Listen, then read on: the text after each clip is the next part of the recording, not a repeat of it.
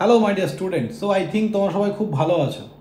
তো যারা জেক্সপো ভোকলেট ক্যান্ডিডেট তোমরা তো দেখতেই পেয়েছো আই থিঙ্ক যে তোমাদের আজকে মেরিট লিস্ট বেরোয়নি এবং তোমাদের যে ফর্ম ফিল আপের ডেট সেটা 21 তারিখ পর্যন্ত এক্সটেন্ড করা হয়েছে। তো যাই হোক, আমি এটাই বলবো সবাইকে, মন খারাপ করার কিচ্ছু নেই ভাই। তোমার যে প্রবলেম সেটা সবার প্রবলেম, তো যে প্রবলেমটা সবার সেটা নিয়ে মাথা ব্যথা বা সেটা নিয়ে মানে মন খারাপ করার কিচ্ছু নেই।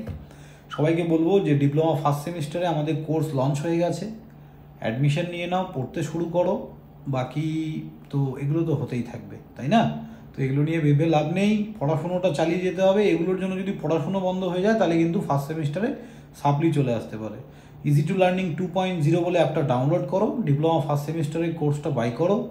মাত্র 800 টাকায় পুরো সেমিস্টার পড়ানো হচ্ছে।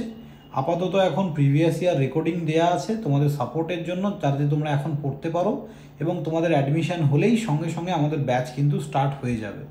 আপাতত ব্যাচ স্টার্ট হওয়ার মানে কথা আছে 2 তারিখ। ইনকেস যদি এক সপ্তাহ পেছায় তাহলে আমরাও এক সপ্তাহ পিছিয়ে দেবো স্টার্টিং ডেটটা, আর কিছুই না।